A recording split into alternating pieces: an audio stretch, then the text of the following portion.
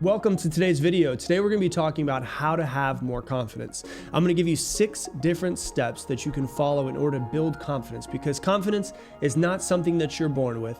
Confidence is something that you build throughout your lifetime. So let's dive in. Confidence is something that you earn. You can't sit on the couch, scroll on Instagram, and watch Netflix all day and magically just be given confidence. Confidence is something that you have to go out and earn. And confidence comes from going in a lot of different ways, but doing things, whether you do something and you didn't really want to do it and you fail massively, you still get confidence from that if you look at it the right way. If you look at the fail and you say, oh my gosh, I failed, you're not going to get much confidence from it. But if you look at it and you say, you know what, maybe I didn't get the results that I wanted, but I did do the thing that I was afraid of, and I'm proud of myself for that. That can build your confidence. So when you really start to look at it, confidence can come from that, but also a lot of times confidence can just come from just taking the action. Sometimes it comes from results. Like a lot of times people think like, well, like I've never graduated college and I've never won any awards and I've never spoken on stage and I've never done anything that I've never had results that should make me confident. It can come from results, but it doesn't always have to come from results. When you see a confident person, you're seeing someone who has either gotten results by doing something, or they've been out of their comfort zone over and over and over again, and they're starting to be more confident in themselves because they trust themselves to do what needs to be done, regardless of how they feel. And so people are not born with confidence. The way I like to see confidence, for some reason, it always pops up in my head this way. But the way that I see confidence is like Jenga blocks. Every time you do something, either you go out and you do get great results, you get a confidence block, or you go and you do something that you didn't want to do. Even if you fail, you still get a little confidence block if you say, you know what, I'm proud of myself for doing what I didn't want to do. Or you decide, you know what, I'm going to do a workout today. And I don't have a whole lot of time, but I'm going to do it. And you show up for yourself, you get a little confidence block. Then when you say, you know what, I'm going to do a cold plunge and I don't want to do a freaking cold plunge today, and you do it anyways, you get a little confidence block. And so that's kind of the way that I see it in my mind. But today we're going to go through 6 different ways to help you build, exactly like I'm saying with the confidence blocks, with the Jenga, build your confidence. Number 1, first one is to take action. You cannot think your way into confidence. Let me just say that again. You cannot think your way into confidence. You can't just sit there and say, I'm the most confident person in the world. No, it's not going to work that way. Confidence comes from doing what you don't want to do, or it comes from results in some way. It comes from doing something and seeing that you did that thing, like I've been saying. It also comes from doing something and being like, you know what? Yeah, I royally screwed that up, but I'm really proud of myself that I did it. Or a lot of times what I see with people is a lot of people, we hold ourselves back and we think too much, and then we do something and we do it way better than we thought we were going to do it. That will give you a lot of confidence. So the first thing you have to do is you have to start taking action. Become good at following through, doing what you say you're going to do. Not just doing it because other people know about it, but doing what you say you're going to do for yourself. Doing what you said you were going to do and prioritizing yourself. And so like a lot of times I see that people want accountability partners in lots of things that they do because they don't want to look like an ass when they don't do what they said they were going to do. Yeah, okay, I get that. You could definitely do it. But no matter what, there's always one person that's listening to you, and that's you. And how many times you said you're going to do something and then you didn't follow through? Well, of course, your confidence is going to be low from that because you're saying to yourself, oh, I want to go do this thing. And immediately your brain's going, yeah, do you remember how many times you've given up on yourself in the past though? There's one person that's always paying attention to yourself, and it's you. And so you have to get really good at taking the action that you say you're going to take. So that's the first thing. The second thing that I want you to think about is visualization. Might sound corny, might sound cliche. Even when I talk about visualization, even though I've been doing it for years, like the very first time I ever did visualization was when I was 13 years old. And I wrote about this in my book, Level Up. And I remember I was really nervous before my championship basketball game. I was the best player on my basketball team, and I was in the championship game the next day with my really good friend, Eddie, and he was the best person on his basketball team, but he was way better than I was. And I remember I was telling my mom, she's like, are you excited for the game tomorrow? And I was like, I'm actually really nervous. And she's like, you know what you should do? You should go and you should actually visualize the game. And I was like, what does that mean? I was 13 years old. She's like, go in and visualize how you want the game to go. Visualize walking onto the court, visualize the warm-ups, visualize how you want the game to go, everything. I was like, okay. And so I did it, and I went in and I visualized. I still remember I visualized on the floor of my bathroom when I was 13. And it was crazy because I was really nervous thinking about it the day before, but then I visualized it. And because I had already visualized it, when I went to the actual game the next day, because I felt like I had already been there, because I had already visualized it, I was way more confident. Now, did we lose? Yes, we still got our asses handed to us. We lost the game. But I was way more confident going into that game, having visualized how I wanted it to go. And so sometimes if you're not confident with something, the more that you can get repetition around something. So like for me, for years, I was not good and not confident at public speaking, but I just kept doing it over and over and over and over and over again. And now it's just normal to me because I've probably got about 25,000 hours of public speaking at this point in time. And so for me, I'm way more confident just from the repetition. And so how do we get repetition if we're not actually on stage all the time? Well, what do? You visualize it. And whatever it is that you're nervous about or you want to be more confident in, can you visualize it over and over and over again? Because your brain does not know the difference between something that you're visualizing and something that you're actually doing. And so if you want to get more confident in something, just try to start visualizing the way that you want it to go over and over and over again. See the person that you want to be. See yourself giving that presentation at work and crushing it, and your boss coming up to you and saying, "Oh my gosh, Stacy, that was amazing. You did such a good job." See yourself as a confident person. Most people unintentionally visualize everything that they don't want. And then they're curious why they're so afraid to take action. It's because you're visualizing in your head everything that you don't want most of the time. And so you can use visualization to help you do this as well. That's number 2. Third thing that'll help you out is using affirmations. Now, when I say use affirmations, I don't mean sit there and close your eyes and say, I'm confident, I'm confident, I'm confident, I'm confident, I'm confident. When I say affirmations, I mean talk better to yourself. Talk better to yourself. I want you to think of it that way. Think of the worst person in your life. Like think of the person who's been the most of a pain in the ass in your entire life.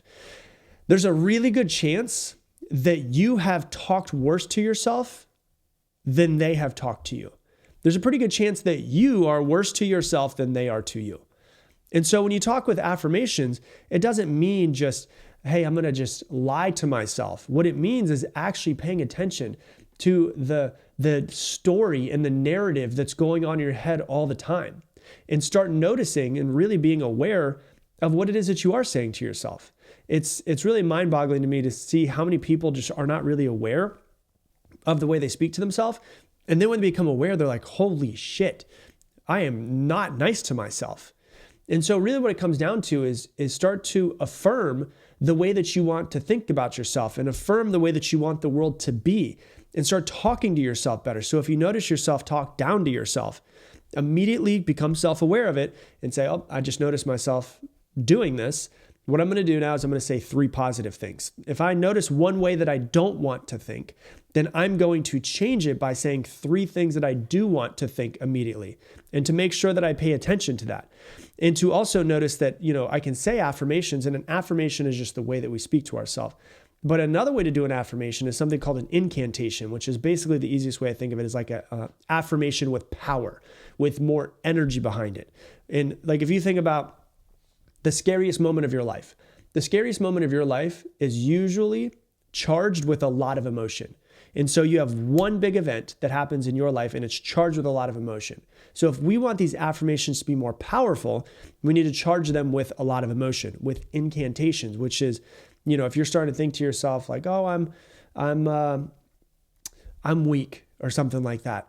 Well, then when you go to the gym, let's say you go for a run, right? And you just start saying to yourself, I'm strong, I'm strong, I'm strong. And you're saying it with power, with emotion while you're on the run. And you're actually starting to reprogram the way that you speak to yourself. And so start to pay attention much more to the way that you speak to yourself. That's number 3. Number 4 is to fail. Just fail. And realize that when you fail, like I'm talking about like fall on your face, because success and failure are not the opposite. Success and failure are just different spectrums, different ends of a spectrum. It's like one coin. You have heads and you have tails. You can't have heads without having tails. Well, you can't have success without having failure. They're the opposite sides of the same coin. They're on a spectrum. One's on one side, the other's on the other. Success is 99% failure. Fall on your face and realize that failure will not kill you. Once you see that failure will not kill you, you won't fear it as much. It's not really a big deal. People who I have found that are extremely successful want to fail in a new endeavor as fast as possible because they want to get it out of the way. People I see who are unsuccessful try to avoid failure. And so, fall on your face, then pick yourself up and keep on going. Because even failing and then picking yourself and continue to keep going builds confidence because you're saying, you know what? I'm getting up and I'm doing this for myself. I'm proud of myself for doing that. That builds a lot of confidence. The feeling of I'm not willing to give up on myself will build confidence. A confident person is not born that way. A confident person is built, people. How do you build yourself? Do it. Do what you don't want to do. Fail. Screw it up. Get up and keep going and remind yourself, look at me. Look at what I'm doing. Look at what I'm doing for myself. So that's number 4. Number 5 is say yes to more things out of your comfort zone. Start to seek discomfort. When you would normally say no, say yes. Try that out for a little while. A lot of times you're like, no, I don't really feel like going out to that networking event. Whenever you feel that moment come up, go, yes, I'll go. Shit, all right, now I got to go to it. I already agreed to it. And when you start to do this, you start to seek things that are out of your comfort zone. Once again, just like failure, you realize it's not going to kill you, but you're doing something you've never done before. Remind yourself how awesome that is. Remind yourself that you're growing. Like another way to think about it is all too often we're looking out of the windshield, the front in front of us, where we want to go, what we want to do. Not too often enough do we actually look in the rearview mirror and be like, oh my God, look at how far I've come. If you would take more time to stop and think about how far you've come and what you've done and what you've overcome and how strong you are. Like one of the things I said a few episodes ago is like, any woman who's ever given birth should just remind themselves of that and realize that nothing is harder than that. Like just remind yourself, I'm a badass. I've given birth to 3 children. I can build a fucking business. I got this. Like remind yourself of how much of a badass you are and just keep on reminding yourself of these things. Because all too often we look at, where we aren't and where we're not, oh my gosh, I want to be here, but I'm not there yet. But a lot of times you don't look in the rearview mirror and be like, oh my God, look at all the things that I've overcome. Look at all the ways that I had this really hard thing that happened to me that I overcame. And I had this death that happened, and I had this divorce that happened, and I had this that happened. I overcame it. You know what? I'm a lot stronger than I think I am. And just start reminding yourself of those things. And then number 6, you just got to do what you don't want to do. You do. Build confidence by just doing what it is that you don't want to do. You got to get in cold water sometimes. I was just in Sedona last week, and they have a creek that flows through Sedona, and it's cold. It was like 40 degrees, and I was sitting there, and I knew I wanted to do it, and I was sitting there, and I was breathing, and as I'm doing it, that little voice pops up inside of my head, and it's like, no, don't do it. It was funny because I jumped out of the car, told Lauren I was going to go and jump inside of the water, and there was literally the voice inside of my head was going, if you come back and you're not wet, Lauren will understand. She'll be like, yeah, it is really cold. I completely get it. Like Lauren wouldn't be like, oh, you're a little bitch. Why didn't you jump in the water? So I even had this voice in my head that was just like, Lauren would understand. And I was like, no, fuck you. I'm going to be doing it anyways. And so I had the voice keep coming in. I didn't want to do it. I didn't want to jump in the water, but I did want to jump in the water. I didn't want to jump in the water because of how it feels. I did want to jump in the water based off of how I'm going to feel after I get out of the water and all of the energy that I'm going to have, but also the sense of confidence of you did it and you didn't want to do it. When you keep doing stuff like that is when you start to build confidence. You wake up and you're like, I'm tired. I don't want to get this workout in, but you do it anyways. That's when you start to build confidence. When you hear the alarm go off in the morning and you normally would hit the snooze and you decide to get up and do what you don't want to do, that's when you start to build confidence. And so you got to start seeking opportunities to do things that you don't want to do, because every time that you take just a little bit of a step outside of your comfort zone and you do a little bit of the things that you don't want to do, you build a little bit more confidence, a little bit more confidence, a little bit more confidence. And you won't wake up tomorrow and be a completely different person that's completely confident. But if you keep expanding yourself out of your comfort zone just a little bit every single day, You notice in a year, you're way more confident than you were. You notice in 2 years, 5 years, you're way more confident than you were. I've seen people that go through 30 days of just concentrating on growing themselves.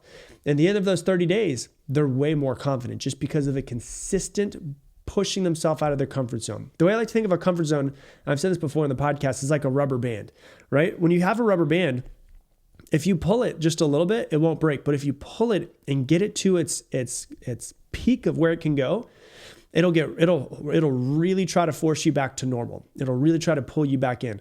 But if you pull long enough, eventually it snaps. That's what you're trying to do with your comfort zone. You're trying to just expand it a little bit more, and eventually you snap that comfort zone and you never go back to the same person you were before. I always say it, the mind is like a plastic bag, not an elastic bag. And when it's a plastic bag, if you pull it, it never goes back to the same size that it was before. That's what you're trying to do. You're trying to break the rubber band. You're trying to break the bag. You're trying to expand yourself past what you're comfortable doing now. And if you just seek this discomfort, seek to do things a little bit further outside of your comfort zone every single day, you'll look back in a year and you'll be a completely different person.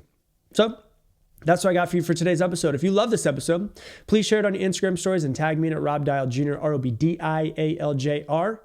And if you're the type of person who is looking to grow themselves and you know right now that nothing will change unless you change. Your 2024 will not be better than 2023 unless you change and you make it better.